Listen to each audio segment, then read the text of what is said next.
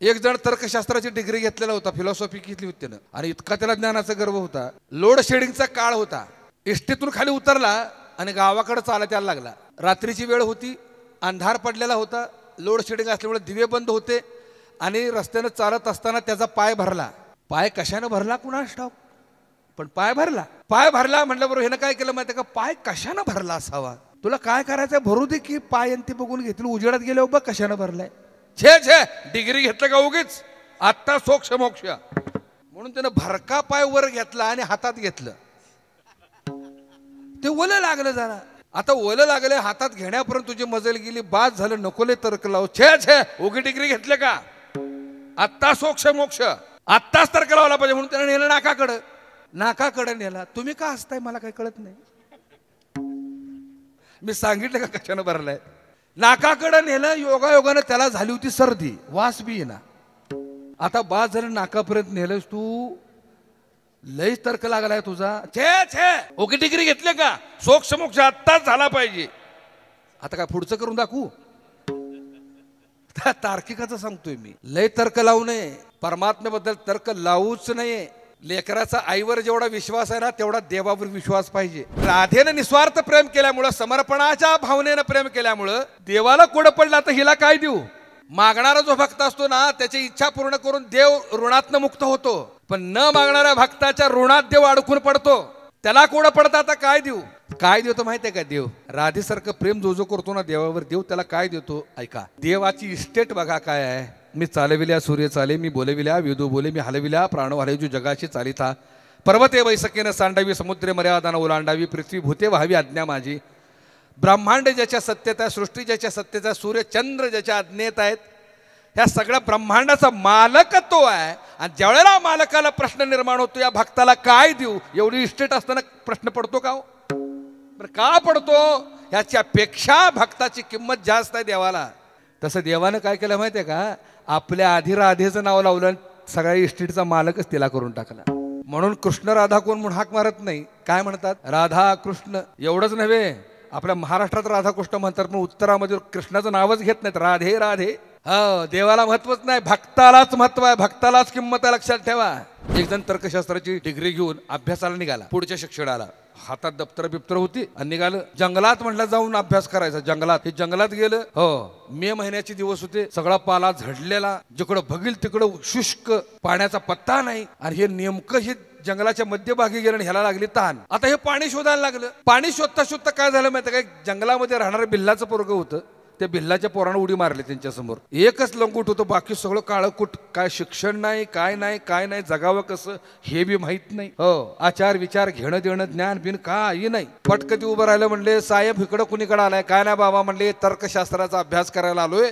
हो, पण तहान लागली, कडकडून पाणी पाहिजे. तो म्हणला मला बी तहान लागले, चला दोघं बी पाणी हुडकूया. मला सांगायचं काय, तहान ज्ञानाला बी लागते आणि अज्ञानाला बी तहान लागते. तसं भक्तीची तहान ही सगळ्यांनाच लागते. पण तर्क ठेवून जर भक्ती करायला गेला तर काय होतं ते पुढे सांगतो. दोघंही पाणी शोधायला गेली. पाणी शोधता शोधता शोधता दूरवर एक हिरवं झाड दिसलं. ते आदिवासीचं पोरगं म्हणलं, साहेब मला वाटते त्या झाडाखाली पाणी असावं. किंवा म्हणला तुला रे कसं माहित, मी तर्कशास्त्राची डिग्री घ्यायला आलोय, म्हणले अभ्यास केलाय, आणि तू बरोबर सांगतोयस तिथं पाणी असावं. अहो म्हणजे साहजिक आहे, सगळी झाडं वाळलीत, तेवढंच झाड हिरवं आहे, म्हणजे पाणी तिथं असावं. डिग्री कोण घ्यायला गेले, तर्क लावला कुणी. त्या झाडाजवळ गेले तर त्या झाडाखाली पाला पाचोळा पडलेला होता. पोरगं गेलं, पटपट पटपट पाचोळा बाजूला केला, तर पाहतो तर पाण्याचा झरा दिसला. झरा दिसल्याबरोबर पाण्याच्या वर आलेली घाण त्या मुलानं बाजूला केली आणि गटा गटा गटा गटा गटा पाणी पिऊन टाकलं. पोरगं म्हणलं, साहेब तुमच्या घरातल्या फ्रीज पेक्षा गार पाणी आहे, प्या. म्हणले सुंदर पाणी आहे, मस्त, तहान जाते म्हणले, प्या. हे तिथं गेलं,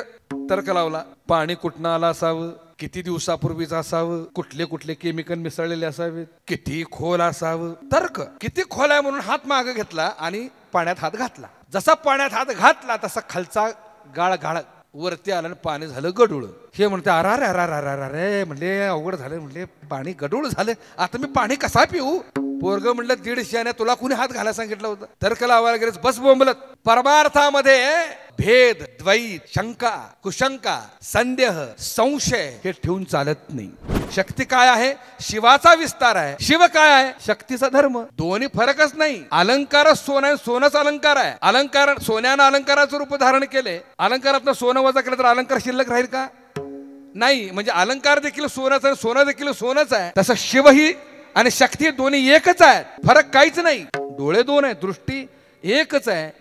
का डावा डोळा उजव्या डोळ्याला म्हणतो तो उजवीकडचं बघ, मी डावीकडचं बघतो म्हणतो का? ओठ दोन आहेत, शब्द एकच बाहेर पडतोय. तसं शिव पार्वती जरी वेगळे असले तरी मांडताना बघा चित्रकाराने देखील कसं संकल्प छान मांडलेला आहे. शिवानी पार्वतीला मांडताना वेगवेगळं मांडलेलं नाही. अर्ध नारी जय जय राम कृष्ण हरी जय जय राम. सेवेकरता निवडलेला अभंग कैवल्य साम्राज्य चक्रवर्ती संत श्रेष्ठ ज्ञानेश्वर महाराजांचा अभंग आहे.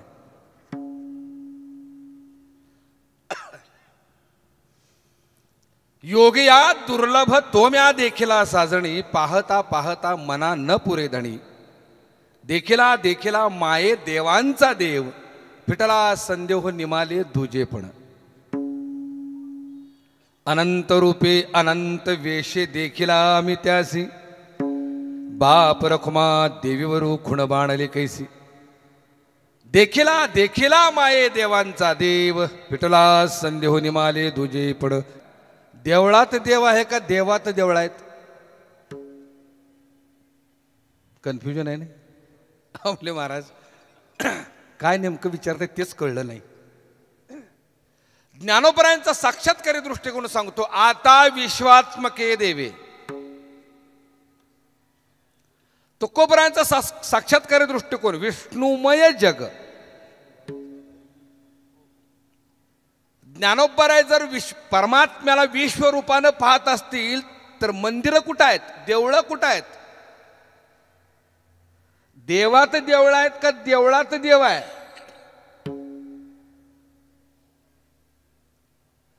जो अनुग्रहित आहे, जो साक्षात्कारी आहे, जो सद्गुरूच्या अंकित झालाय, ज्यानं साधूचा बोध घेतलेला आहे, त्याला नक्की कळेल की देवात देवळ आहेत.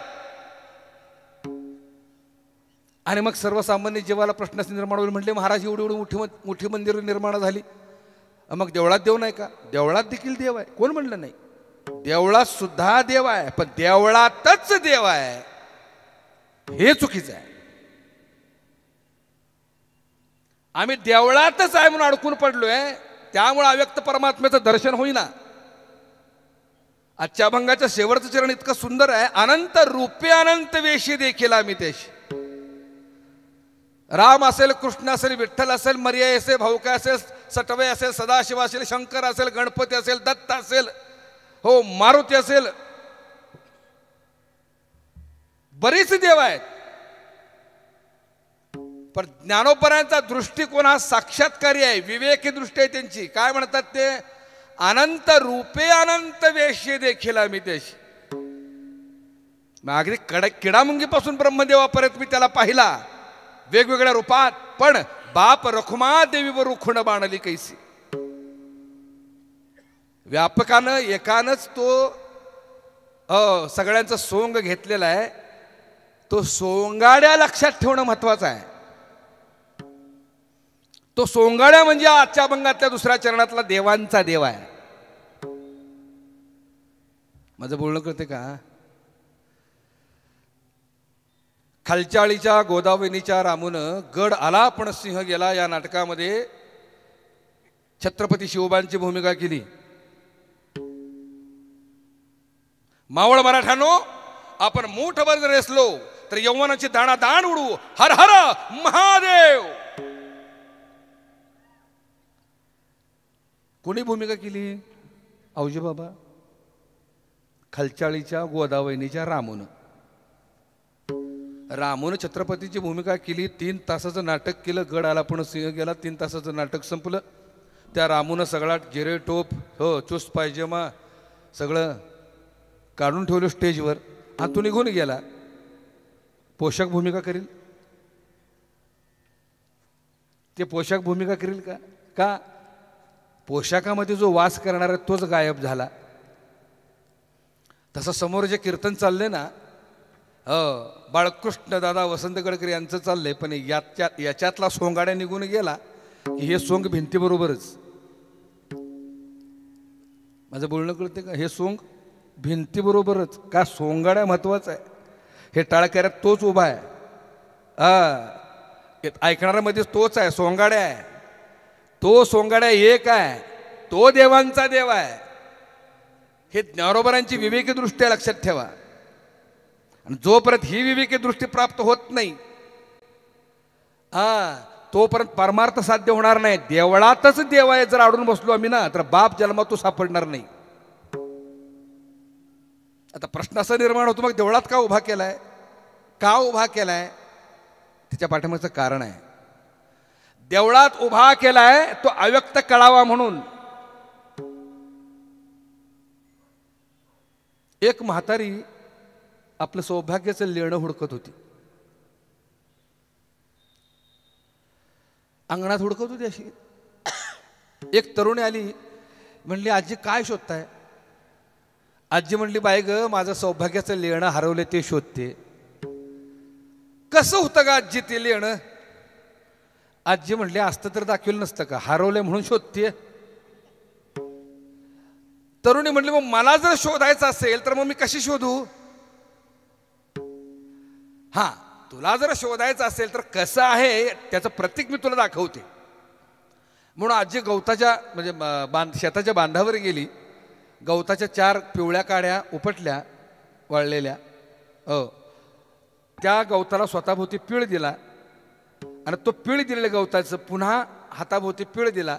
जेवढ्या आकाराची बांगडी होती हरवलेली सोन्याची तेवढ्याच आकाराची बांगडी निर्माण केली. रंग तोच, आकार तोच, पीळ तोच. आणि तो गोल करून त्या तरुणीला सांगितलं बाई ग माझी जी हरवलेली वस्तू आहे ना ती अशी आहे, याच रंगाची आहे, याच पिळाची आणि एवढीच आहे. ह्याला बघ आणि जे हरवले त्याला शोध. माझं बोलणं कळते का? तसं विठेवर उभा केलाय, रामेश्वरात उभा केलाय, अयोध्येत उभा केलाय, काशीमध्ये उभा केलाय, सगळीकडे उभा केलाय. त्याला बघ आणि जो हरवलाय त्याला शोध. कळलं का नाही? फळ्यावरती म काढला गुरुजींनी. बालवाडीचीच पोरं होती. फळ्यावरती म काढला आणि मुलांना विचारलं मुलांना हे काय आहे? मुलं म्हटली कुणास ठाऊक, कारण अक्षर ओळखच नव्हती त्यांना. मुलांना कळावं म्हणून गुरुजींनी काय केलं माहिती का? त्याच्या शेजारी मक्याचं कणीस काढलं.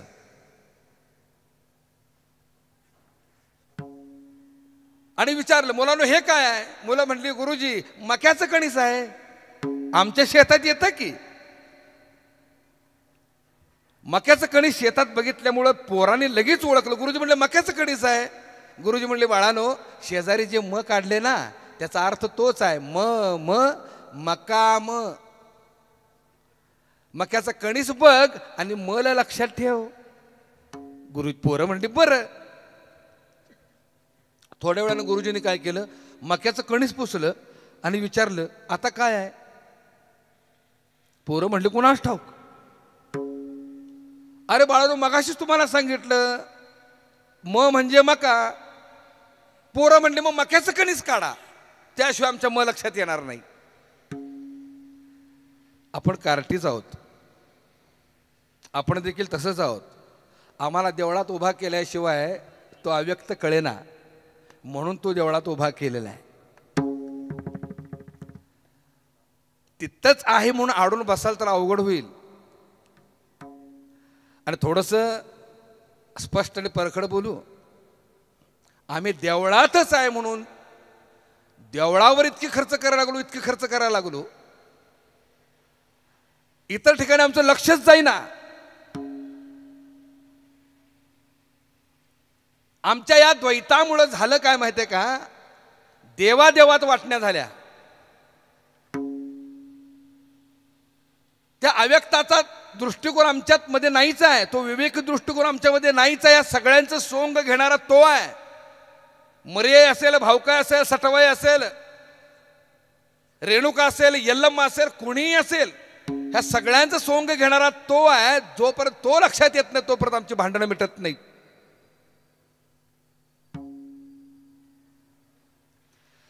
त्याच्याही पुढे जाऊन सांगतो, फक्त आपल्या धर्मापुरतं नाही आहे.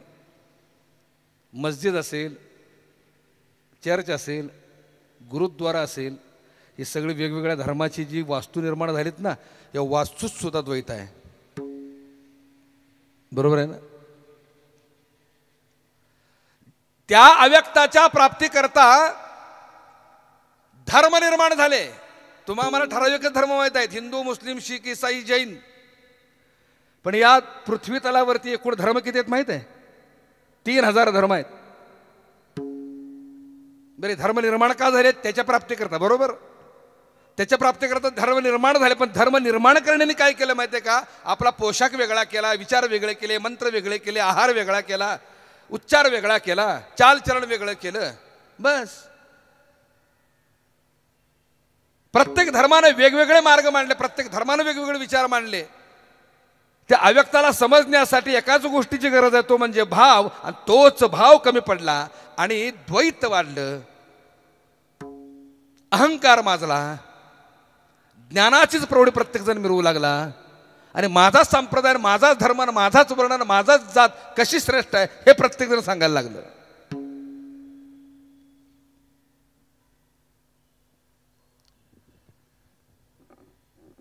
एक दृष्टांत देतो. पुण्यासारखं मोठं शहर होतं. त्या शहरामध्ये हिंदू, मुस्लिम, शीख, ईसाई सगळीच गुण्यागोविंदानं राहत होती. पुढच्या तोंडाला असणारी 4 बुद्धिजीवी एकत्र आली, म्हणली आपण एक काम करूया, सगळ्यांनी एकत्र येऊन प्रार्थना करावी भगवंताची, त्याचं भजन करावं, त्याचं चिंतन करावं, म्हणून एक छान वास्तू बांधूया. म्हणून त्याने एक वास्तू बांधली आणि त्याला मंदिर असं नाव दिलं. मंदिरासारखं छान स्ट्रक्चर उभं केलं, त्याला मंदिर असं नाव दिलं. चला म्हणले आता सगळीच जाऊन प्रार्थना करू. त्या मंदिरामध्ये हिंदू सोडून कुणी जाईना. ते म्हणले हिंदूंचा आहे, आमचा काय संबंध नाही, ते मंदिर आणि हिंदू बघून घेतील. पुढच्या विचाराची जी मंडळ होती, अरे म्हणले एवढं प्रयास केला, एवढं खर्च केला, काय उपयोग झाला? म्हणले पाडा मंदिर. मंदिर पाडलं. मस्जिद बांधा. मस्जिद बांधली, आलिशान मोठीच्या मोठी मस्जिद बांधली संगमरवरी दगडाची. चला म्हणले आता सगळी जाऊ. मुस्लिम बांधव सोडून कुणी जायला तयार नाही. ते म्हणले आमचं नाही, ते मुसलमानाचं आहे, मस्जिद आणि मुसलमान ते बघून घेतलं, आम्हाला काय घेणं देणं त्याचं. पुढच्या विचाराचे म्हणले अरे एवढा खर्च करून मस्जिद बांधली, उपयोग नाही, पाडा म्हणले. ते गुरुद्वारा बांधला. गुरुद्वारा बांधलं, शीख बांधव सोडून कुणी जाईना. म्हणले गुरुद्वारा पाडा, चर्च बांधा, आलिशान मोठ्याच्या मोठं चर्च बांधलं, करोडो रुपये खर्च करून. आता म्हणले चला सगळी जाऊ. ख्रिश्चन बांधव सोडून कुणी जाईना. बाकीचे म्हणले ते ख्रिश्चनाच आहे, ते चर्च आणि ख्रिश्चन बघून घेतील. ह्या पुढच्या विचाराच्या व्यक्तींनी काय केलं माहिती आहे का? म्हणजे सगळंच राहू द्या. त्यांनी बांधले एक आलिशान हॉटेल. सगळीच गेली. माझं बोलणं कळते का? ज्यावेळेला तुम्ही पर्टिक्युलर ठब्बा लावता ना, हिंदू, मुस्लिम, शीख, ईसाई, हा संप्रदाय, तो संप्रदाय, हा वर्ण, तो वर्ण, ही जात, ती जात, त्याच्या प्राप्तीकरता कशाचीही गरज नाही, एका भावाची गरज आहे, हे बाजूला ठेवलं. आणि आमच्या प्रौढीसाठी, आमच्या अहंकारापायी, आमच्या मोठेपणासाठी अवडंबर उभं केलं. मिळाला का तो? ज्याला ज्याला मिळालाय त्यानं केवढ्या मोठ्या वास्तू बांधल्या समजून सांगा बरं. बांधल्यात का वास्तू? नाही. का? मद भक्ता यत्र गायंती तत्र तिष्ठामी नारदा.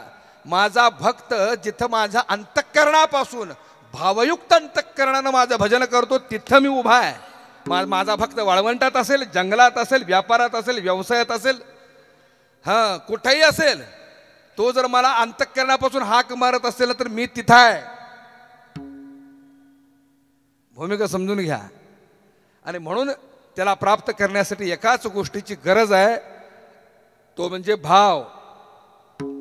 आणि जोपर्यंत आमच्यामध्ये मुमुक्षत्व येत नाही तोपर्यंत तो प्राप्त होत नाही.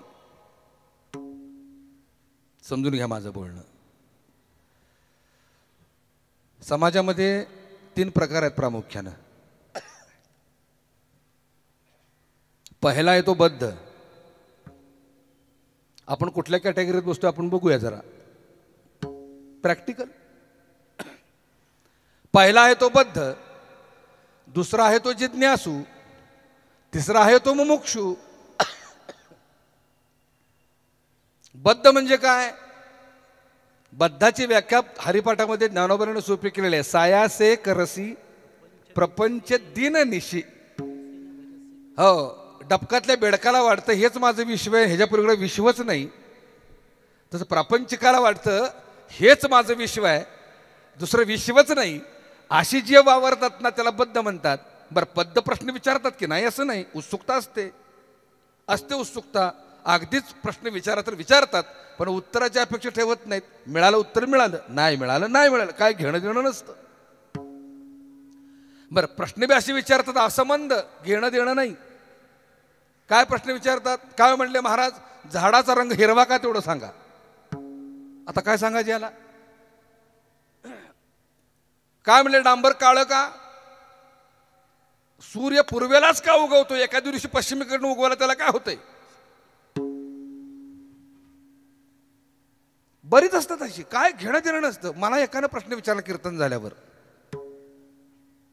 काय म्हणले किती सुंदर कीर्तन केलं हो महाराज तुम्ही, तुम्हाला काय रामायण माहित आहे का? म्हणलं आहे की बाबा, जरा जरा माहित आहे, लय माहित नाही पण आपल्या एक गोष्टी सांगण्यापुरतं माहित आहे. म्हणजे राम आहे, लक्ष्मण, सीता, हनुमंत, रावण, कुंभकर्ण, शूर्पणखा, एवढे आपले ठराविक पात्र माहीत आहेत. लय काय आपल्याला माहीत नाही, आपलं कीर्तनापुरतं.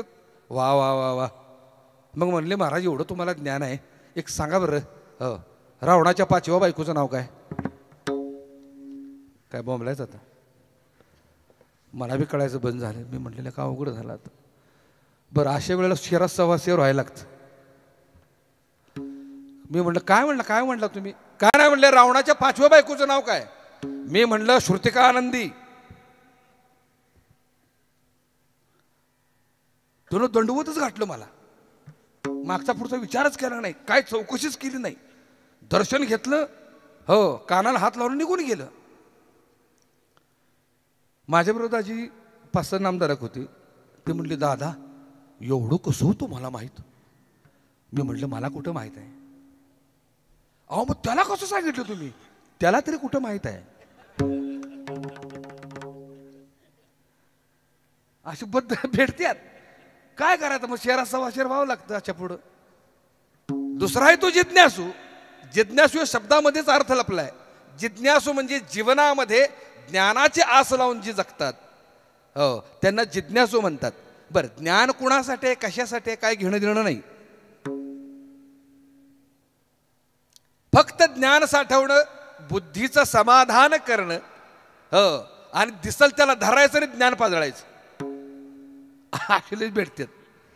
हो, डिग्री घेतलेली, लई शिकलेली, त्यांना असं वाटतं एवढं शिकलो खरं आमचं कुणीतरी ऐकावं, मग धरत्यात, ऐका आमचं, अशी लय भेटतात मला. त्यांचा उद्देश जे ज्ञान प्राप्त केले ते ज्ञानाचा उपभोग घेता आला पाहिजे अनुभवाच्या माध्यमानं. अशा जिज्ञासूंसाठी तुकोबऱ्यांचं गोड म्हणणं आहे, अशी जीव म्हणजे कोण आहेत माहिती आहे का? ती गाढवाच्या पाठीवर 5 पक्वान्नाचं ओझं टाकले, पण गाढवाला खायचा अधिकार नाही, खाणारी दुसरीच. तसं ज्ञानाचं ओझं पाठीवर घ्यायचं, नुसतं हिंडायचं, पण खाण्याचा अधिकारच नाही. याला म्हणायचं जिज्ञासू. तिसरा जो वर्ग आहे तो मुमुक्षु वर्ग आहे. मुमुक्षुकडं ना संदेह, ना संशय, ना भ्रम, ना तर्क, एकच गोष्ट असते त्या मुमुक्षुकडं, समर्पण. मनाचं कान करून ऐका. मुमुक्षुत्व का पाहिजे हे सांगतोय, काही नाही. झाली संध्या संदेह माझा गेला, आत्माराम सहज हृदय आला. हो, सर्व कर्मे झाली ब्रह्मार्पण, ऐसे ऐकून निवती साधूजन, जन नोहे अवघाची जनार्दन, एका जनार्दनी बाणाली निज खुण. ही जी अनुभूती ती मुमुक्षत्वाची आहे. आणि मुमुक्षु काय करतो माहिती आहे का? बुद्धीनं कधी व्यवहार करत नाही.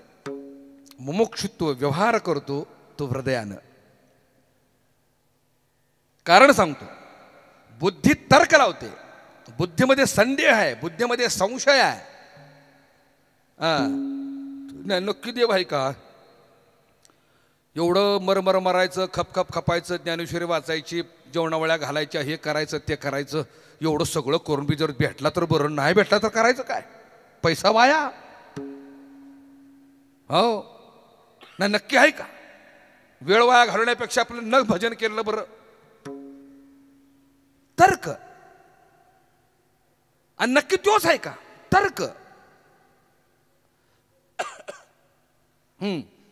एक तार्किकाचं उदाहरण देतो. म्हणजे तर्कानं परमार्थ करणारे जे आहे, तर्क लावून बुद्धीनं, लक्षात आलं का? हो, संशय ठेवून, संदेह ठेवून, त्यांच्या हाताला देव लागत नाही, त्यांच्या हाताला वेगळंच काहीतरी लागतं. कारण परमार्थामध्ये विश्वास अत्यंत महत्वाचा आहे. मी मगाशी सांगितलं, हो, भक्तीचा जन्म हा हृदयातून होत असतो. आणि भक्ती ही अकारण प्रेम करते, कारण कुठलंच नसतं प्रेमाला. परमात्म्यावर प्रेम करताना हृदय हे अकारण प्रेम करत असतं. देव काळा आहे का गोरा आहे, उंच आहे की नीचे, लहान आहे का मोठा आहे, गरीब आहे का श्रीमंत आहे, काही घेणं देणं नाही. तो देव आहे, माझा विश्वास तुझ्यावर आहे, संपला विषय. ना तर्क, ना मागणी, ना अटी, ना काही नाही त्या हृदयाजवळ. मुमुक्षु तो त्या माध्यमाने जात असतो, तार्किक मात्र वेगळ्या दृष्टीने जात असतो. एक जण तर्कशास्त्राची डिग्री घेतलेला होता, फिलॉसॉफी घेतली होती त्यानं, आणि इतका त्याला ज्ञानाचा गर्व होता. तर्कशास्त्र घेऊन त्यानं डिग्री घेतली होती, ग्रॅज्युएट झाला होता. लोड शेडिंगचा काळ होता.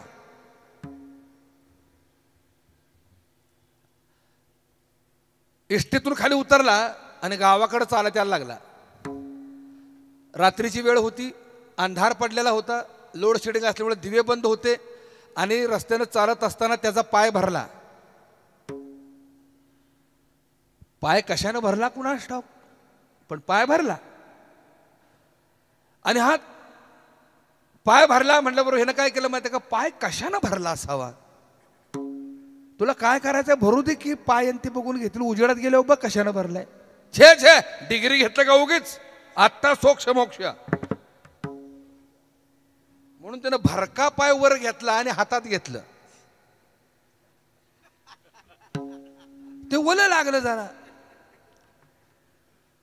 आता ओलं लागले, हातात घेण्यापर्यंत तुझी मजल गेली, बाद झालं, नकोले तर्क लावू. छे छे, उगी डिग्री घेतले का, आत्ता सोक्ष मोक्ष.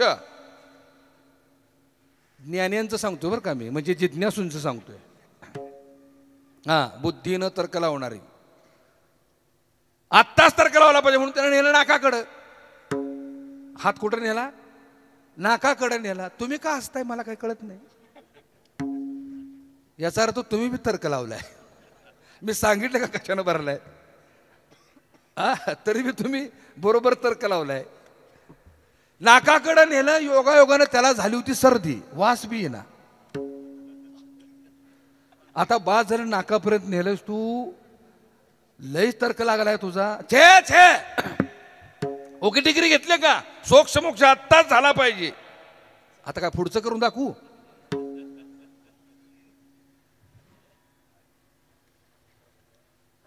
तार्किकाचं सांगतोय मी. लय तर्क लावू नये, परमात्म्याबद्दल तर्क लावूच नये. लेकराचा आईवर जेवढा विश्वास आहे ना, तेवढा देवावर विश्वास पाहिजे. भूमिका समजून घ्या. गुरुजींनी लहान मुलाला प्रश्न दिले 2 घरनं सोडवून आणायला. जावा घरी, आणि खात्री आणि विश्वास यातला फरक घेऊन या उद्या येताना. खात्री आणि विश्वास यातला फरक घेऊन या. ती मुलं गेली, त्यांना काय खात्री विश्वास काय माहित आहे. त्याने आपलं लिहून घेतलं पाठीवर, वहीवरून गेली घरी. आईला म्हणले, आई ग, गुरुजींनी 2 प्रश्न विचारायला सांगितले, त्याची उत्तरच मागितलीत. आई म्हणली, काय प्रश्न आहेत बघू जरा. तर वहीत लिहिलं होतं, खात्री म्हणजे काय आणि विश्वास म्हणजे काय. आई सांग, खात्री म्हणजे काय आणि विश्वास म्हणजे काय. आईनं थोडा विचार केला आणि म्हणली, बाळा, मी तुझी आई आहे ही तुझी खात्री आहे, कारण 9 महिने माझ्या पोटात वाढलायस. जन्माला आल्याबरोबर माझ्या स्तनाला बिलगलायस, माझ्या चमड्याचा वास, माझ्या दुधाचा वास तुला माहीत आहे नाही का? जन्माला आल्याबरोबर तुम्हाला बिलगलास, माझ्या दुधाचा वास, चमड्याचा वास तुला माहीत आहे. मी तुझी आई आहे ही तुझी खात्री आहे. तेवढ्यात बाप आला. त्या बापाकडे बोट करून आईनं सांगितलं, बाबा रे, हा तुझा बाप आहे, हा तुझा विश्वास आहे. कळला का? आई ज्या वेळेला एखाद्या पुरुषाकडे बोट करून सांगते हा तुझा बाप आहे, डोळं झाकून आम्ही जर विश्वास ठेवत असू तर संतांनी सांगितलं परमात्म्यावर आम्ही डोळं झाकून का विश्वास ठेवत नाही? संत आपले मायबाप आहेत, भूमिका समजून घ्या. त्यांनी सांगितलेला तोच परमात्मा सत्य मानला पाहिजे. विश्वास तो करी स्वामीवरी सत्ता. देवावर जर तर्क लावत बसला तर भाई असं काहीतरी हाताला लागतं. भूमिका समजून घ्या. एक जण तर्कशास्त्राची डिग्री घेऊन अभ्यासाला निघाला. पुढच्या शिक्षणाला हातात दप्तर बिप्तर होती आणि निघालं. जंगलात म्हटलं जाऊन अभ्यास करायचा. जंगलात हे जंगलात गेलं. हो, मे महिन्याचे दिवस होते. सगळा पाला झडलेला, जिकडं बघील तिकडं शुष्क, पाण्याचा पत्ता नाही. आणि हे नेमकं हे जंगलाच्या मध्यभागी गेलं आणि ह्याला लागली तहान. आता हे पाणी शोधायला लागलं.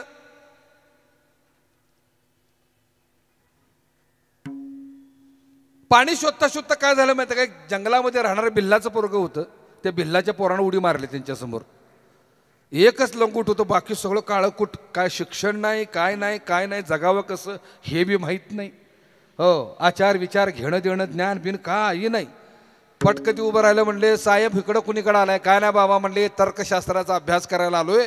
हो, पण तहान लागली, कडकडून पाणी पाहिजे. तो म्हणला, मला बी तहान लागल्या, चला दोघं बी पाणी हुडकूया. मला सांगायचं काय, तहान ज्ञानाला बी लागते आणि अज्ञानाला बी तहान लागते. तसं भक्तीची तहान ही सगळ्यांनाच लागते. पण तर्क ठेवून जर भक्ती करायला गेला तर काय होतं ते पुढं सांगतो.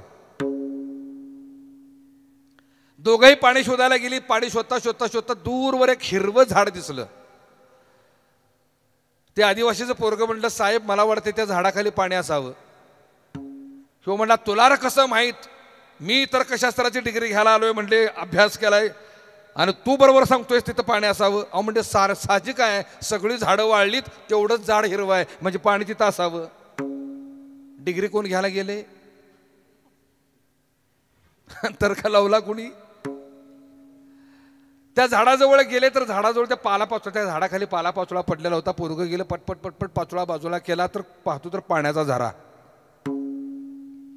पाण्याचा झरा दिसला.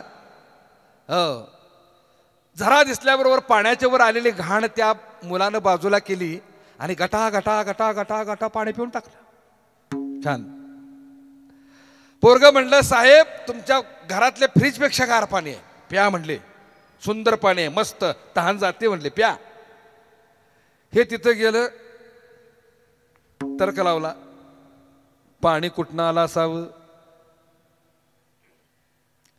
किती दिवसापूर्वीच असावं, कुठले कुठले केमिकल मिसळलेले असावेत, किती खोल असावं. तर्क किती खोल आहे म्हणून हात मागे घेतला आणि पाण्यात हात घातला. जसा पाण्यात हात घातला तसा खालचा गाळ गाळ वरती आलं आणि पाणी झालं गडूळ. गाळ वरती आलं पाणी गडूळ झालं. हे म्हणते, अरे अरे अरे अरे अरे, म्हणले अवघड झालं, म्हणले पाणी गडूळ झालं, आता मी पाणी कसा पिऊ? पोरगं म्हणलं, 150 तुला कुणी हात घालायला सांगितलं होतं? तर्क लावायला गेलेच बस बोंबलत. परमार्थामध्ये हो भेद, द्वैत, शंका, कुशंका, संदेह, संशय हे ठेवून चालत नाही. एकच गोष्ट करावी लागते, ती कोणती? मुमुक्षत्व.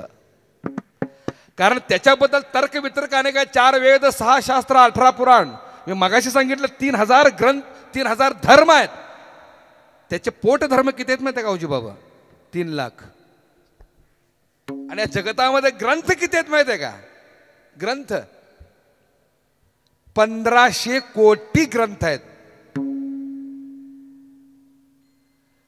आता मला सांगा, त्याच्या प्राप्तीकरता एवढं पाठ करून कधी तो मिळायचा?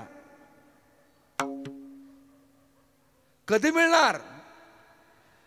त्याला जर या गोष्टीनं जर आम्ही शोधायला लागलो, मन बुद्धी अगोचर न चले तर्काचा विचार, उल्लेख परेहुनी पर परब्रह्म ते, अउल्लेखनीय असा परमात्मा येतो, त्याला प्राप्त करण्यासाठी एक भाव भरपूर झाला. एवढा कधी पाठ करणार? वेद जाणू गेला पुढे मौनावला, ते गुह्य तुझला प्राप्त कैचे. हरिपाठात ज्ञानोबा सांगताना सांगतात, काय सांगतात? असोनी संसारी जीवा वेगू करी, या जीवाला गती दे, कारण वेदशास्त्र उभारी बाह्या सदा. वेदारी शास्त्राने हात वरती करून सांगितलं, आम्हाला तो सापडला नाही. हो, भाग्यवान आहात या मनुष्य देहात आलात. या असोनी संसारी जीवे वेगू करी. एका भावाच्या वळणावर तो प्राप्त होतो, पण त्या माहिती करता, त्याच्या प्राप्ती करता एवढे ग्रंथ, एवढे वेद, एवढे शास्त्र, एवढं निर्माण झालं. लाखो कीर्तनकार आहेत, लाखो उपदेशकार आहेत, तरी बी तो कळे ना. बरं, सांगताना सांगतायत काय? आत बाहेर तोच आहे, जळी स्थळी काष्टी पाषाणी तोच आहे. मग एवढं अवडंबर का मांडतोय आम्ही? का करोडो रुपये खर्च करून उत्सव करतोय? का सापडत नाही तो? आमच्याकडे बाकी सगळं आहे, सत्ता आहे, पद आहे, पैसा आहे, ऐश्वर आहे, धन आहे, लौकिक आहे, मान आहे, सन्मान आहे, पण एकच गोष्ट नाही, भाव. रावणाकडे पद होतं, सत्ता होती, संपत्ती होती, ऐश्वर होतं, 14 चौघड्याचं राज्य होतं, नाही का, विभूत्या सत्यात होत्या, सगळं होतं. एवढंच नव्हे, ज्ञान बी होतं. त्याच्यासारखं ज्ञानी कोणी नव्हतं, लक्षात ठेवा. तरी देखील हो, देवाला विरोधात जावं लागलं, देवाला त्याला संपवावा लागला. का? एकाच गोष्टीची कमतरता होती, अहंकारानं बरबटलेल्या रावणाला भावाची कमतरता होती. पण शबरीकडे यातलं काहीच नव्हतं. पण शबरीकडे एक गोष्ट होती, कोणता? भाव. म्हणून भगवंताला ताटकळत उभं राहावं लागलं. बघा, देवाचं मोजमाप करण्यासाठी डिग्रीची गरज नाही, शिक्षणाची गरज नाही, ऐश्वर्याची गरज नाही, तपश्चर्याची गरज, कशाची गरज नाही. प्रामाणिकपणे सांगतो, एकाच गोष्टीची गरज आहे, भाव.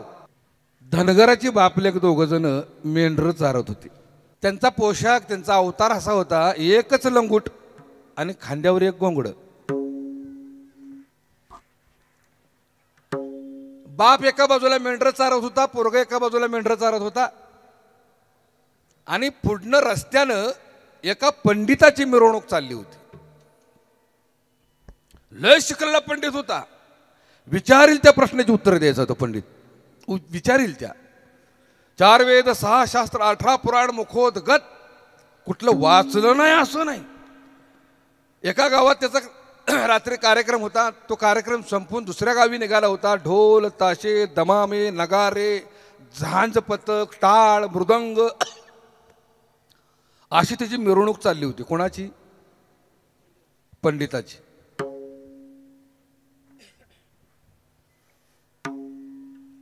त्या पोराने ती मिरवणूक बघितली आणि बापाला हाक मारली, अरे भाऊ. त्यांची भाषाच तसली, कुणाची रे मिरवणूक हाय? बाप म्हणला, अरे पोरा, पंडित हाय पंडित. काय तू? पंडित हाय पंडित, विचारील त्या प्रश्नाची उत्तर देतो, लय शिकल्या जोकल्याला आई. पोरग म्हणला, अरे भाऊ, मला बी एक प्रश्न विचारायचा आहे. काय विचारायचं आहे? प्रश्न, प्रश्न नव्हे, प्रश्न विचारायचा आहे. बा म्हणला, विचार जा की. पोरग गेलं. हो, एकच लंगूट, खांद्यावर एक गोंगड. दिसायला जरा विचित्रच, असंच होतं येडं ग बाळ. आणि ते मिरवणूक मध्येच पोरग गेलं. ते हो हो हो हो, थांबा थांबा थांबा, मला बी प्रश्न पडलाय, मला एक प्रश्न विचारायचा आहे पंडिताला. हो पंडित, मला एक प्रश्न पडलाय, त्याचं उत्तर देशील का? बाकीची जी पंडित शेजारी होती की नाही, त्या पोराला हा करायचा, चला म्हणा, तुला कळतं का? म्हणा, तुला का अक्कल आहे का? पंडिताला अडवतोस, प्रश्न विचारतोस, तुला कळतं? सरक बाजूला. तो म्हणला, मला प्रश्न पडला, विचारू दे की. विचारेल त्या प्रश्नाची उत्तर देतात म्हण. पंडित म्हणला, हा बरं बरं असू रे, हा बोल, काय तुझा प्रश्न, काय सांग.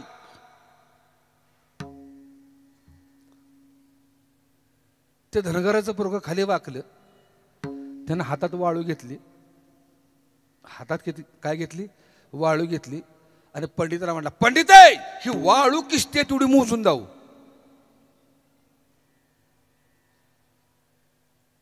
पंडित म्हणला, तुला काय अक्कल आहे का? कधी ते कण कण मोजत बसून तुला सांगू? नको ते प्रश्न विचारतोयस. पोरग म्हणलं, पंडिता तुला येतं का नाही तेवढं सांग. अरे बाबा म्हणले, ते कण आणि कण कधी मोजू म्हणले? तेवढा वेळ आहे का माझ्याकडं? तू वाळूच विचारतोस मला.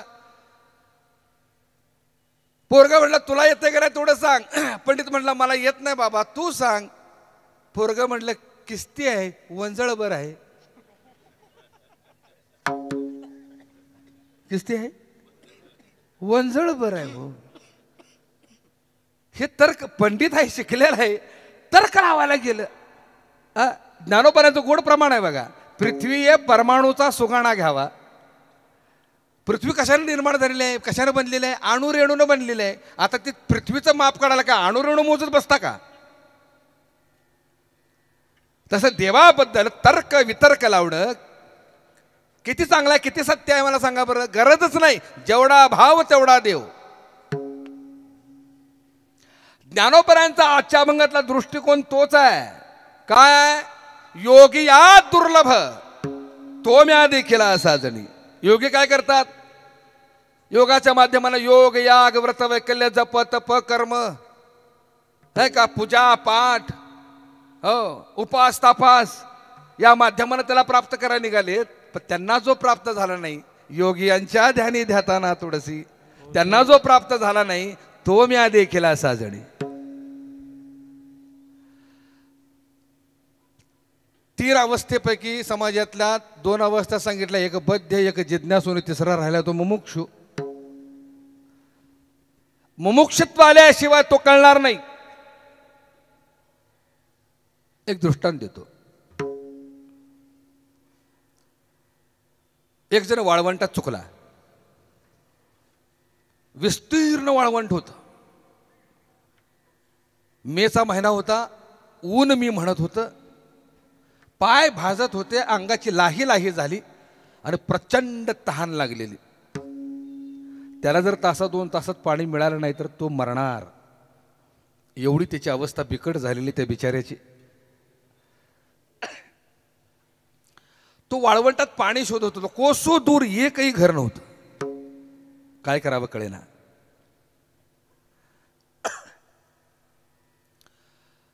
चालत चालत चालत चालत निघाला. लांब दूरवर एक झोपडी दिसली. झोपडी दिसल्याबरोबर त्याला इतका आनंद झाला, ज्यावर ती झोपडी आहे त्यावर तिथं कोणीतरी राहत असावं, आणि ज्यावर ती कोणीतरी राहते त्यावर तिथं पाणी असावं.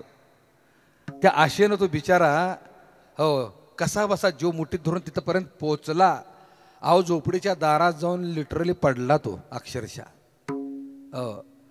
इतका तो क्षीण झालेला होता. रांगत रांगत झोपडीत गेला. ज्या पाण्याची तो वाट पाहत होता, अपेक्षा होती, त्यानं इकडं तिकडं पाहिलं तर झोपडीच्या डाव्या बाजूला थंडगार पाण्यानं भरलेला माठ त्याला दिसला. समोर त्या झोपडीचा मालक बसला होता. त्या मालकाला म्हणाला, तुमच्या पाया पडतो, मला 2 घोट पाणी द्या. मला जर तुम्ही पाणी दिलं नाही तर माझा जीव जाईल. कृपा करा माझ्यावर, मला पाणी द्यावं, तुमच्या पाया पडतो. झोपडीचा मालक म्हणला, अरे बाबा कशाला गडबड करतोय, बस जरा. पाणी कसं तयार होतं ऐक. H2O. H म्हणजे हायड्रोजन, O म्हणजे ऑक्सिजन. हे 2 रसायने एकत्र केले की पाणी तयार होतं. तुला त्याचं गणित माहिती आहे का? Hydrogen 40%, oxygen 60%. ही दोन्ही एकत्र केली आणि एका चंचोपात्रात ती दोन्ही रसायन मिक्स केली की मग ते पाणी तयार होतं. त्याला वेळ लागतो 2-3 तास. तो म्हणला, तुझं ज्ञान पेटव, पाणी दे. अवजी बाबा काय पाहिजे? पाण्याबद्दलचं ज्ञान पाहिजे का पाणी पाहिजे? अशा वेळेला पाणी पाहिजे ना. अर्थ कळला का? तसा संत महात्म्याने तुम्हाला मला सांगताना सांगते, बाबा रे तुझं नको ज्ञान, नको ब्रह्मज्ञान आत्मस्थिती भाव, नको ब्रह्मज्ञान आत्मस्थिती भाव, नको ब्रह्मज्ञान आत्मस्थिती भाव नको ब्रह्मज्ञान आत्मस्थिती भाव नको ब्रह्मज्ञान आत्मस्थिती भाव नको ब्रह्मज्ञान आत्मस्थिती भाव नको ब्रह्मज्ञान आत्मस्थिती भाव नको ब्रह्मज्ञान आत्मस्थिती भाव मी भक्त तू देव ऐसे करी मी भक्त तू देव ऐसे करे तू देव ऐसे करी मी भक्त तू देव ऐसे करे दावी रूप मज गोपिकार म्हणा दावी रूप मज गोपिकार म्हणा दावी रूप मज गोपिकार म्हणा दावी रूप मज गोपिकार म्हणा दावी रूप मज गोपिकार म्हणा दावी रूप मज गोपिकार म्हणा दावी रूप मज गोपिकार म्हणा दावी रूप मज गोपिकार म्हणा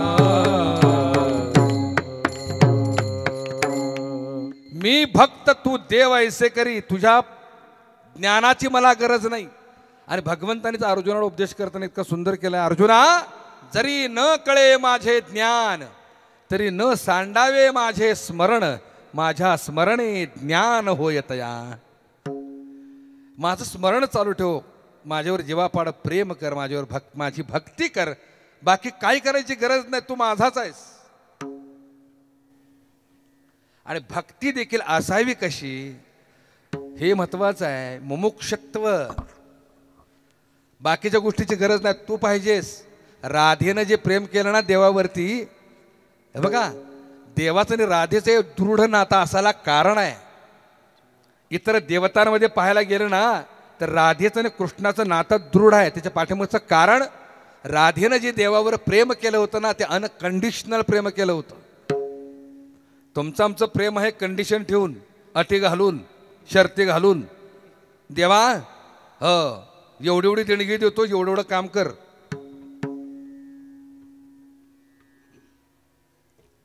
हे तर ओशोनी तर इतकं सुंदर प्रेमाची व्याख्या केलेली आहे.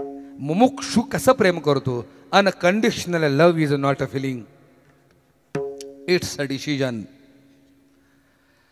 विना अटीचं विना शर्तीचं प्रेम ह्या भावना नाही आहेत. आंधळेपणानं प्रेम केलेलं नाहीये तो घेतलेला निर्णय आहे.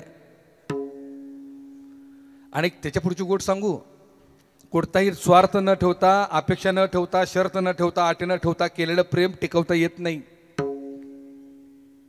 बाकीचं प्रेम टिकतं बाकीची नाती टिकतात.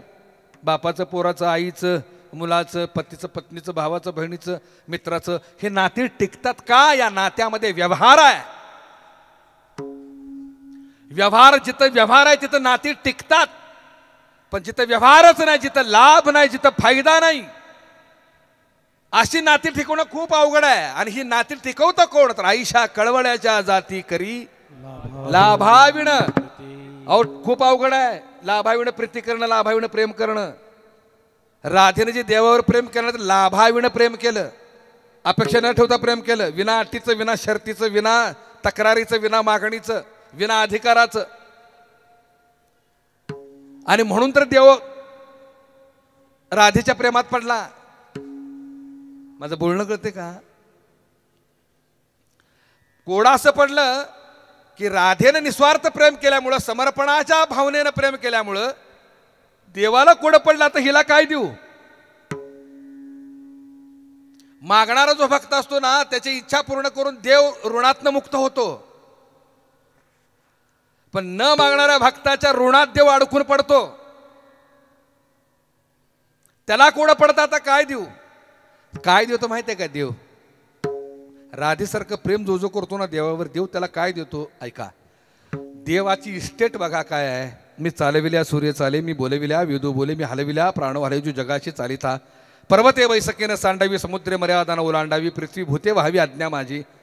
ब्रह्मांड ज्याच्या सत्यता सृष्टी ज्याच्या सत्यता सूर्य चंद्र ज्याच्या आज्ञेत आहेत ह्या सगळ्या ब्रह्मांडाचा मालक तो आहे. आणि ज्यावेळेला मालकाला प्रश्न निर्माण होतो या भक्ताला काय देऊ, एवढी इस्टेट असताना प्रश्न पडतो का हो?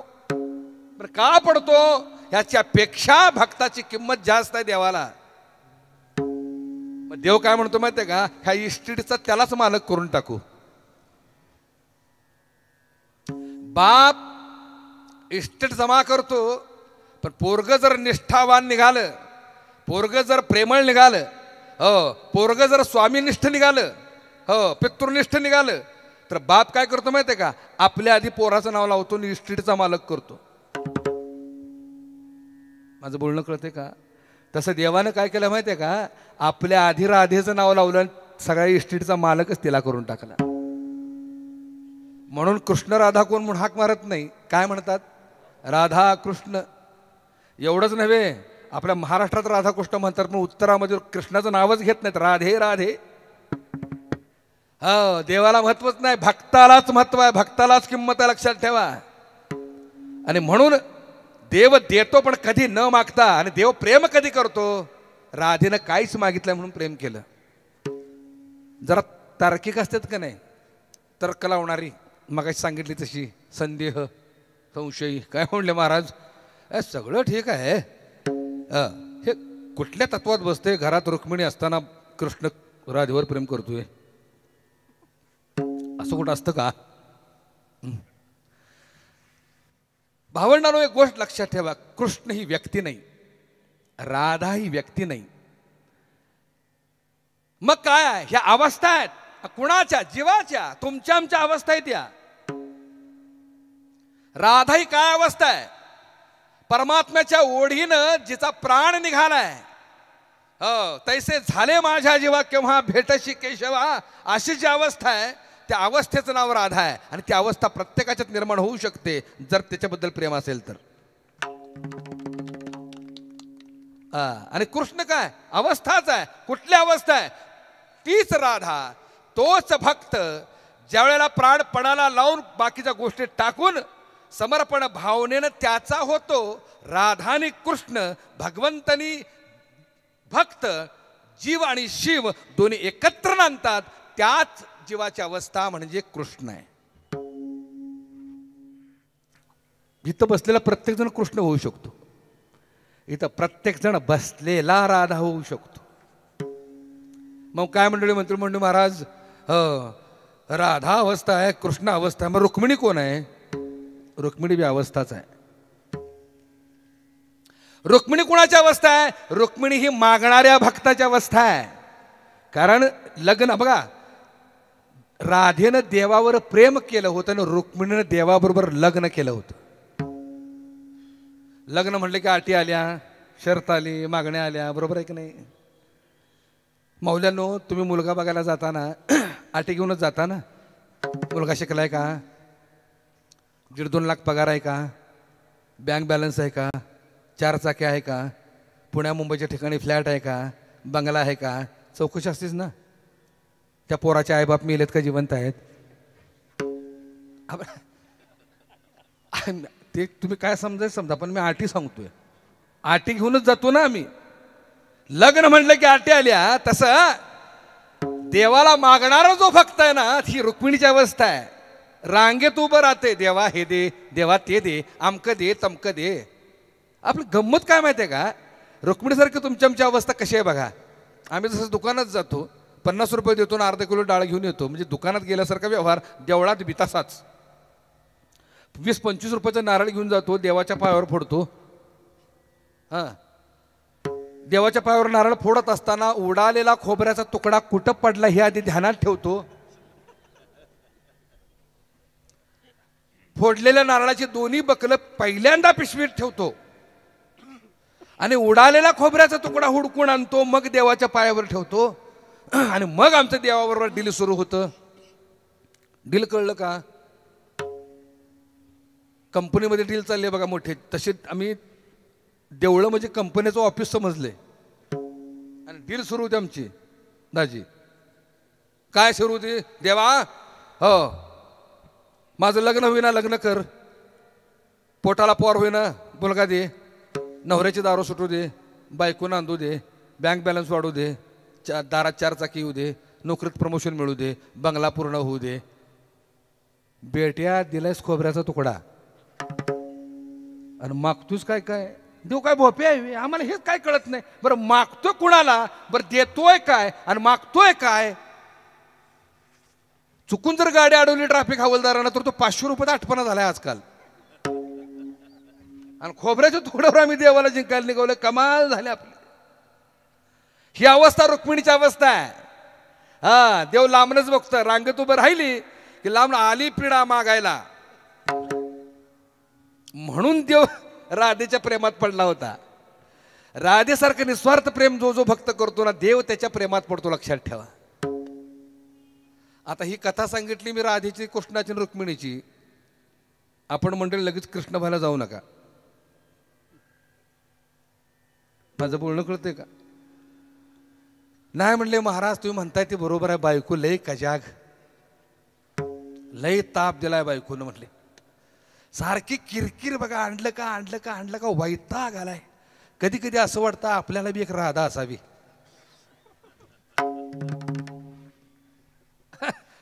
कृष्णानो ठीक आहे, अपेक्षा ठेवा राधेची, पण आपल्या रुक्मिणीनं कुठला कृष्ण हुडकू नये म्हणजे बरं. ती परमिशन द्या. बरोबर आहे का भाऊजी बाबा? समान नागरिक आहेत, समान अधिकार आहेत.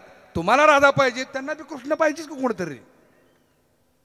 त्यामुळे ते देवापुरतच तो दृष्टांत ठेवूया. कारण त्यानं करंगळीवर गोवर्धन उचलला होता, त्याची बराबरी करायला जाऊ नका.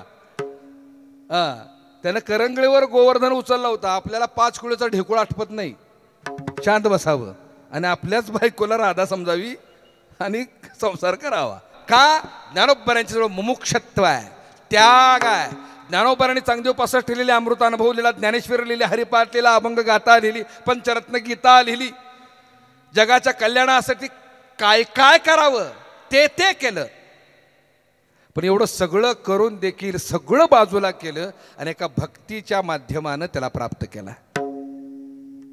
कारण ज्ञानोबरांना माहित आहे हे ज्ञान आहे आणि हे ज्ञान हे साध्य नाही, ज्ञान हे साधन आहे. ज्ञान हे काय आहे? भगवंताला प्राप्त करण्याचं साधन आहे. आजकाल झालंय उलट. ज्ञान झालं म्हटलं की आम्हाला वाटतं आम्हाला देव कळाला. अरे कुठं देव कळाला? काकत मांजरेल तुझ्या. जरा 4 अभंग पाठ झाले सांगायला आलं की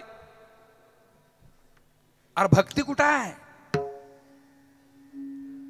टाळा टाळी लोपला नाद, टाळा टाळी लोपला नाद, अंगो अंगी मुराला छंद, अंगो अंगी मुराला छंद, भोग भोगिताची अटला भेद, भोग भोगिताचे आटला भेद, ज्ञान गिळोनी गावा गोविंदुगा, कैसा वासुदेव बोलतो बोल, कैसा वासुदेव बोलतो बोल, ज्ञान गिळोनी गावा गोविंदा गा, कैसा वासुदेव बोलतो बोल, कैसा वासुदेव बोलतो.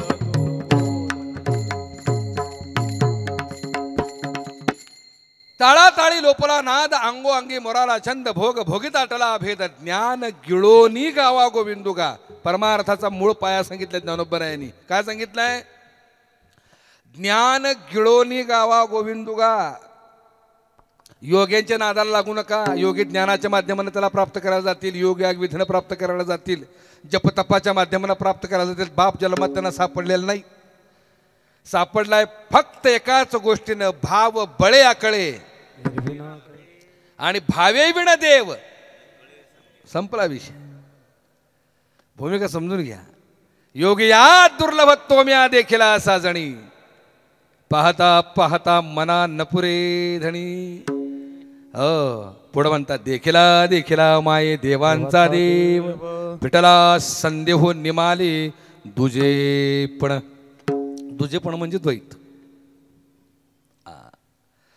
जोपर्यंत द्वैत सरत नाही तोपर्यंत तो परमात्मा कळणार नाही. आणि मगाशी सांगितलं अनेक संप्रदाय निर्माण झाले, अनेक धर्म निर्माण झाले, अनेक वर्ण निर्माण झाले, अनेक पंथ निर्माण झाले. हो, प्रत्येकाने आपापला देव वेगळा मांडला, आपापले मार्ग वेगळे केले, विचार वेगळे केले, आचार वेगळे केले, आहार वेगळे केले. हो, हे सगळं करत असताना जरूर करावं, वादच नाही, वादच नाही, जरूर करावं. बरं, हे आत्ताच नाही निर्माण झालेलं, ज्ञानोबरायांपासून चालत आलेलं आहे. हे गीता पहिल्यांदा लिहिली कुणी तर व्यासानी, आणि व्यासानी लिहिलेल्या गीतेवर पहिलं भाष्य कोणी केलं तर आद्य शंकराचार्यांनी. ज्ञानोबरांनी एवढं साहित्य निर्माण केलं, पण आधाराशिवाय नाही निर्माण केलं. त्याने आधार घेतला. कुणाचा आधार घेतला? आद्य शंकराचार्यांचा. आणि कुणाचा आधार घेतला? ज्ञानोबरायांच्या जीवनावरती, ज्ञानोबरायांच्या अभ्यासावरती, ज्ञानोबरायांच्या साहित्यावरती आणखीन एकाचा परिणाम जाणवतो. तो मार्ग आहे शैवगामी. आला विषय म्हणून सांगतो. 850व्या शतकामध्ये शैवगामी पंथाला, त्याचे अध्वर्यू त्या शैवगामी पंथाचे जन्मदाते वसुगुप्त आहेत. आणि वसुगुप्ताने त्यावेळेला एक ग्रंथ लिहिला, त्याचं नाव आहे शिवदृष्टी. आणि शिवदृष्टी या साहित्याचा ज्ञानोबरांच्यावरती परिणाम आहे, आणि आदि शंकराच्या साहित्याचा ज्ञानोबरावरती परिणाम आहे. आणि या सगळ्यांचा अभ्यास करून मग ज्ञानोबरांनी अलौकिक असं साहित्य मांडलं. मला तेच म्हणायचं आहे, मार्ग अनेक आहेत, पंथ अनेक आहेत. पण कुठला पंथ श्रेष्ठ आहे? जिथं अद्वैताची मांडणी केली जाते, जे राजयोगी मार्गाने जो आलाय तो. शिवाला प्रश्न पडला, बघा त्या काळी वेदाचा नियम काय होता? वेद सांगायचा ब्रह्म वेगळा आणि माया वेगळे आहे. वेद सांगायचा त्यावेळी. हो, तेव्हापासून वेद आहे, त्याच्याही आधीपासून वेद आहेत. वेद म्हणायचं ब्रह्म वेगळं आहे, माया वेगळं आहे. ब्रह्म हे निष्क्रिय आहे, माया सक्रिय आहे. मग मायेनं काय केलं? निष्क्रिय ब्रह्माला आपल्याकडे ओढला, त्याच्याबरोबर संसार केला आणि या सृष्टीला जन्म दिला. हे वेदाचं म्हणणं आहे. सांख्य मार्गी त्यावेळेला होता. सांख्य मार्गी काय म्हणायचे? प्रकृती आणि पुरुष. इकडे वेद म्हणायचा ब्रह्म आणि माया, आणि त्याचं वेगळं नाव दिलं प्रकृती आणि पुरुष. जसं वेदाचं म्हणणं तसं सांख्याचं म्हणणं होतं. प्रकृती ही चंचल आहे, पुरुष अचल आहे. प्रकृती सक्रिय आहे, पुरुष निष्क्रिय आहे. व प्रकृतीने काय केलं? पुरुषाला आपल्याकडे खेचला आणि संसार केला आणि या सृष्टीला जन्म दिला. म्हणजे मांडताना वेगळं वेगळं मांडलं.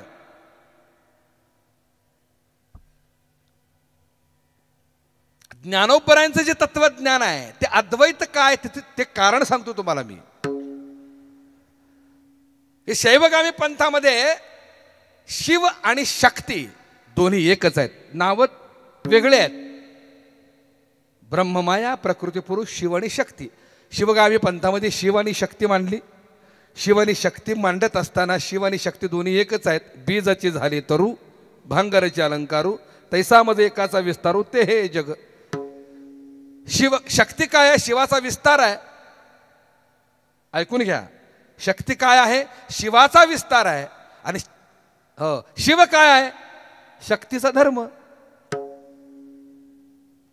दोन्ही फरकच नाही. अलंकार सोना, सोनच अलंकार आहे. अलंकार, सोन्यानं अलंकाराचं रूप धारण केले. अलंकारातनं सोनं वजा केलं तर अलंकार शिल्लक राहील का? नाही. म्हणजे अलंकार देखील सोनच आहे, सोनं देखील सोनच आहे. तसं शिवही आणि शक्ती दोन्ही एकच आहेत, फरक काहीच नाही. अवजी बाबा डोळे दोन आहेत, दृष्टी एकच आहे ना. डोळे दोन आहेत, दृष्टी एकच आहे. का डावा डोळा उजव्या डोळ्याला म्हणतो तो उजवीकडचं बघ, मी डावीकडचं बघतो म्हणतो का? ओठ दोन आहेत, शब्द एकच बाहेर पडतोय. तसं शिव पार्वती जरी वेगळे असले तरी मांडताना बघा चित्रकाराने देखील कसं संकल्प छान मांडलेला आहे. शिवानी पार्वतीला मांडताना वेगवेगळं मांडलेलं नाही. अर्ध नारी. ब्रह्म आणि माया मांडताना राम आणि सीतेला जवळ जवळ उभी केलेली आहे, पण चिकटून दिलेलं नाही. प्रकृती आणि पुरुषाला मांडताना राधा कृष्णाला एकत्र केलेलं आहे, हो जवळ निकट केलेलं आहे. पण शिव आणि पार्वती मांडताना मात्र दोन्ही एकरूप मांडलेले आहेत. आणि त्याच पंथाचा परिणाम, त्याच विचारांचा परिणाम ज्ञानोबा माऊलीवरती कसा पडला? शिव पार्वतीला सागराच्या मध्यभागी हे ज्ञान देत होते. हा ते तारू म्हणे नेणी जे देवी जैसे का स्वरूप तुझे नित्य नूतन देखिजे गीता तत्व. पार्वती जसं जसं तुझ्यात दररोज नवीन नवीन रूप पाहायला मिळावं तसे गीतेमध्ये मला पाहायला मिळालं आणि गीतेचा परिणाम त्या तत्वज्ञानाचा परिणाम माझ्यावरती झाला. आणि म्हणून माझ्या जीवनामध्ये शांती आली. आणि हे ज्ञान पार्वतीला सांगत असताना माशानं ऐकलं. तेची प्रेममुद्रा गोरक्षादी दिली. पुढं पूर्ण कृपा केली. आदिनाथ गुरु सकळ सिद्धांचा मचिंद्रतयाचा मुख्य शिष्य तेच ज्ञान कुठपर्यंत आलं माऊलींपर्यंत. म्हणजे जे शिवानं पार्वतीला जे सांगितलेलं ज्ञान आहे ते अद्वैत ज्ञान ज्ञानोबरायांपर्यंत आलं. याचा अर्थ शैवगामी पंथाचा परिणाम ज्ञानोबरायांवरती झाला. पंथ अनेक आहेत, मला त्याबद्दल दुमत नाही, पण अनेक पंथांचे अनेक द्वैत जर असतील तर उपयोग नाही. मार्ग जरी वेगळे असले तर तत्व एकच पाहिजे.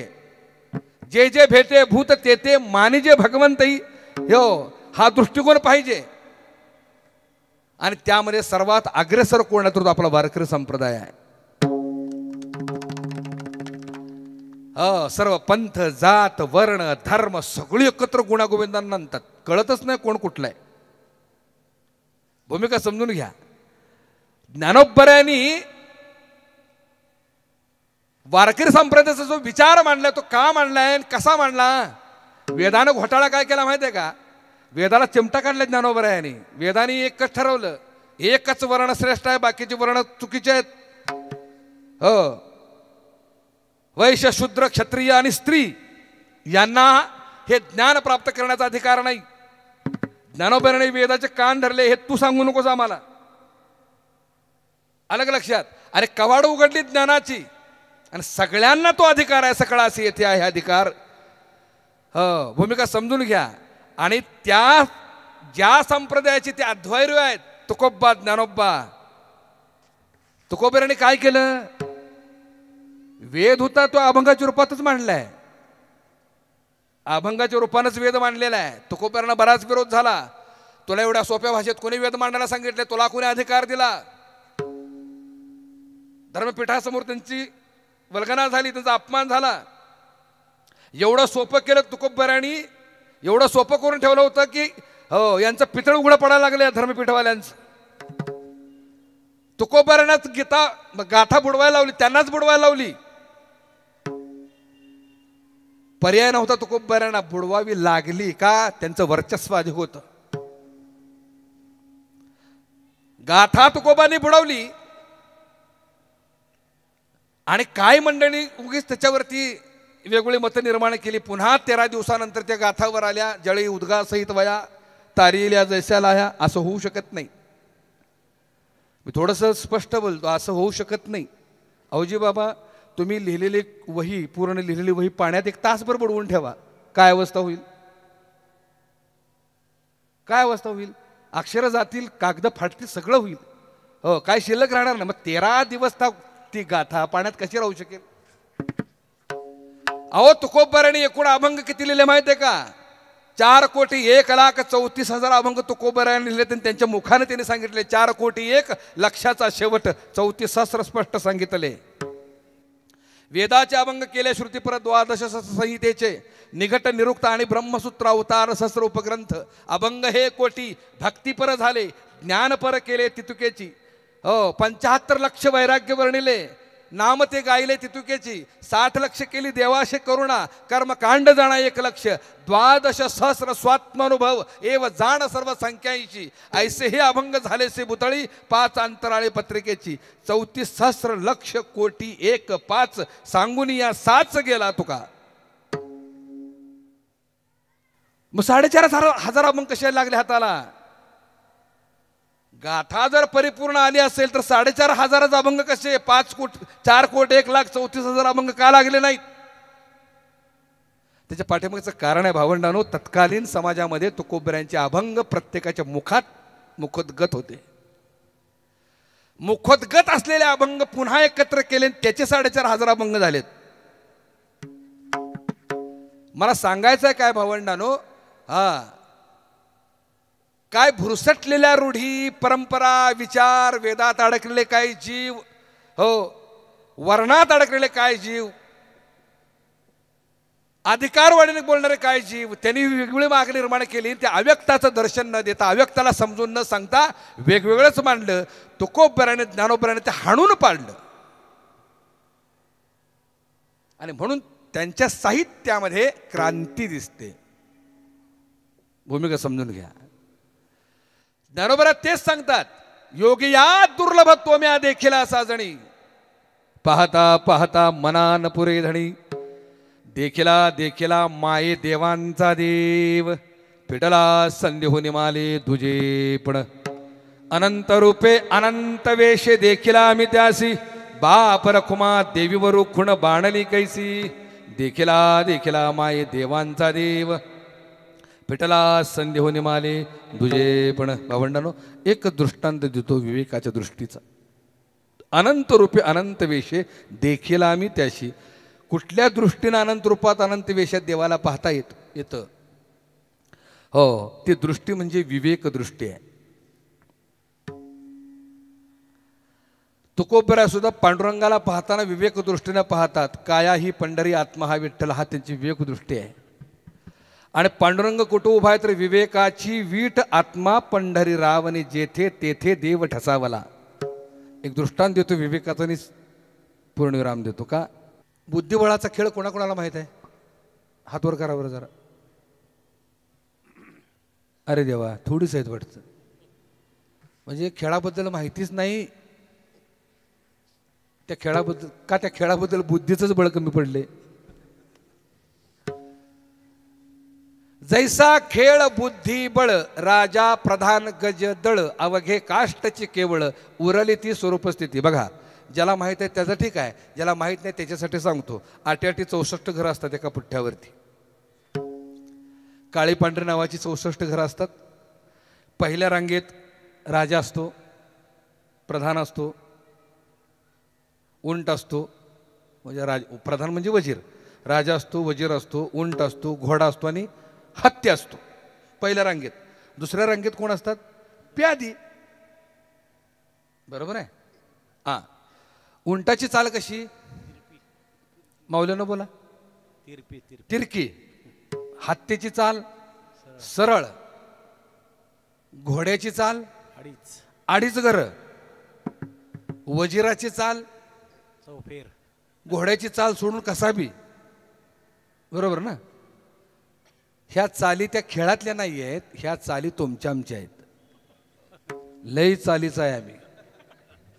कोण सरळ चालीचा आहे, कोण तिरक्या चालीचा आहे, कोण खेकड्याच्या चालीचा आहे. बुद्धिबळातल्या चालीना तुमच्या आमच्या चाली बघूनच नेमलेले आहेत. लक्षात ठेवा. आणि हा बुद्धिबळाचा खेळ राजकारणात लई चालतो. कुठं चालतो? राजकारणात. बुद्धिजीवींना मला प्रश्न आहे, बुद्धिबळ खेळणाऱ्यांना मला प्रश्न आहे, त्या बुद्धिबळाच्या खेळामध्ये राजा कधी मरतो का? मरतो का राजा कधी? तो चेकमेट होईल पण मरत. आणि चुकून जर मारायचा प्रसंग राजावर आला तर तो प्याद्याला मारील, पण आपण मारणार नाही. कळलं का प्याद्यानो?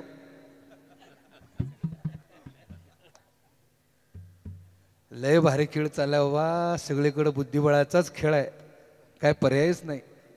आणि बीडमध्ये चालले ना, बुद्धिबळाचाच खेळ चालू आहे. खूप अवघड आहे. त्या सगळ्याला माहित आहे हो दोषी कोण आहे, पण तो राजा चेकमेटच होईना, मरण बी मरतेत प्यादीच.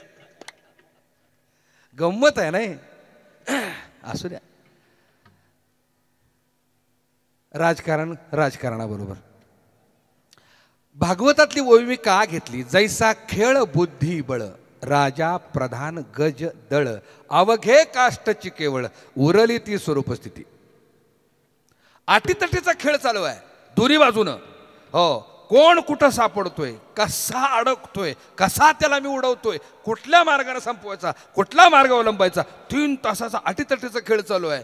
3 तासाचा खेळ संपला की दोन्हीकडच्या सोंगट्या एका डब्यात. बरोबर आहे का चुकीचं दाजी? दोन्हीकडच्या सोंगट्या. तसे ह्या बसलेल्या सोंगट्या आहेत का नाही, ह्या कार्यभागासाठी वेगवेगळ्या सोंगट्या आहेत. कोण बापाची भूमिका करते, कोण आईची करते, बहिणीची करते, भावाची करते, राजकारण्याची करते, मंत्र्याची करते, वकिलाची करते, सगळे वेगवेगळे. हो, पण एक गोष्ट लक्षात ठेवा, आपला कार्यभाग झाला की ह्या सगळ्या सोंगट्या परमात्मा नावाच्या एका डब्यात जाणार आहेत. भूमिका समजून घ्या. आणि आपल्या आद्य दैवताचं नाव बी पांडुरंगा इतकं सुंदर आहे. का पांडुरंग म्हटले माहित आहे? त्या आद्य दैवताला ज्या रंगामध्ये सर्व रंग येऊन मिसळतात आणि ज्या रंगातून सर्व रंग निर्माण होतात त्या रंगाचं नाव आहे पांडुरंग.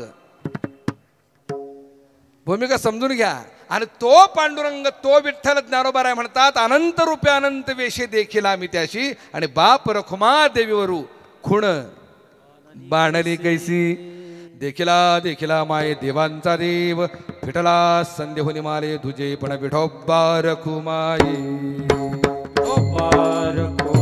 जय जय विठोबा रखुमाई, जय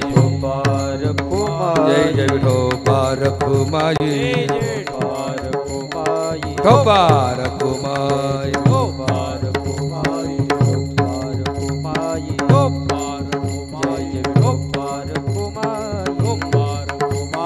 विठोबार कुमाई, विठोबार कुमाई, विठोबा रखुमाई, विठोबा रखुमाई, विठोबार कुमाई, विठोबा रखुमाई, जय जय विठोबा रखुमाई, विठोबा रखुमाई, विठोबा रखुमाई, विठोबा रखुमाई.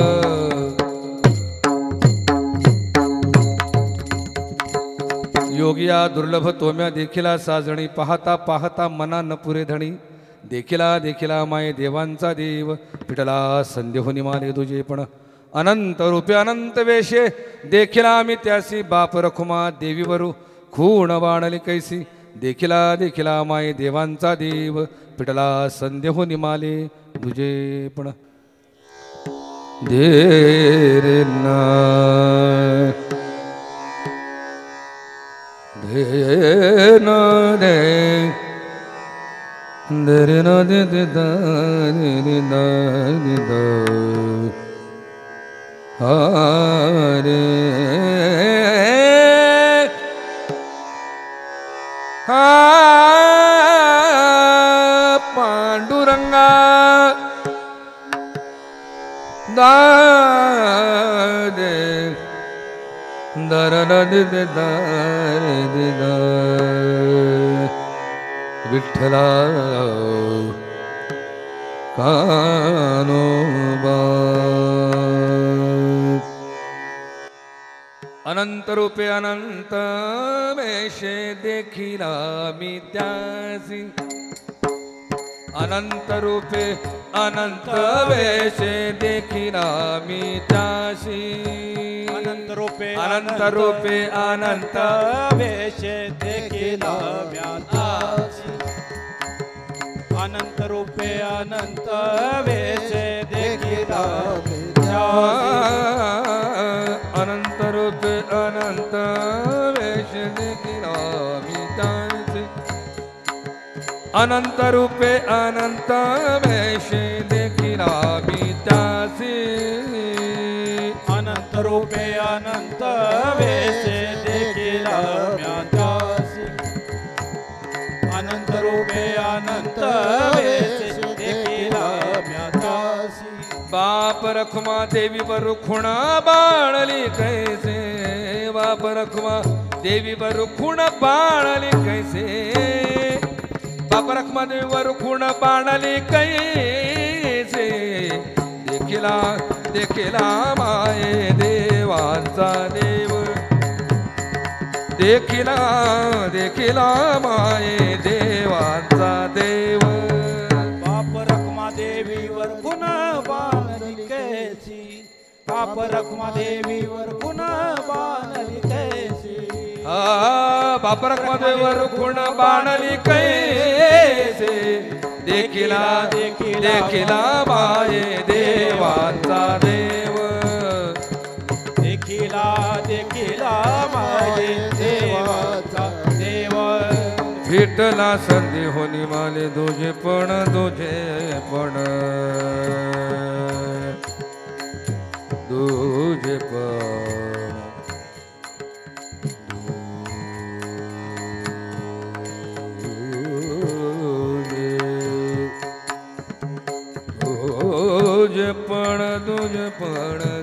पण रे तुझे पण विठ्ठला संदेहोनी माळे तुझे पण विठ्ठला संदेहोनी माळे तुझे पण विठ्ठला संदेहोनी माले तुझे पण विठ्ठला संदेहोनी माले तुझे पण विठ्ठला संदेहोनी माले तुझे पण विठ्ठला संदेहोनी माले तुझे पण विठ्ठला संदेहोनी माले तुझे पण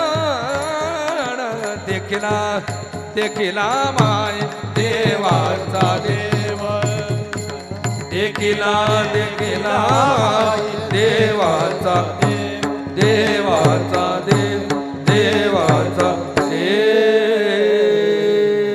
किंबहुना तुमचे केले धर्म कीर्तन सिद्धीस नेले तीर्थ माझे उरले पायिकपण करविली तैसी केली कटकट वाकुडे का नीट देव जाणे झालेली सेवा तुम्हासारख्या थोर संत मायबापांच्या चरणी अर्पण करतो. सर्व साथीदार बांधव या ठिकाणी सर्व उच्च ज्ञानी हो कीर्तनकार प्रवचनकार मंडळी देखील आलेले आहेत.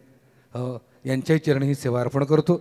अखेरीस दादा आई तुम्हाला ही सेवा समर्पित करतो. या ठिकाणी मी सेवेला पूर्ण विराम देतो. विठ्ठल जय जय विठ्ठल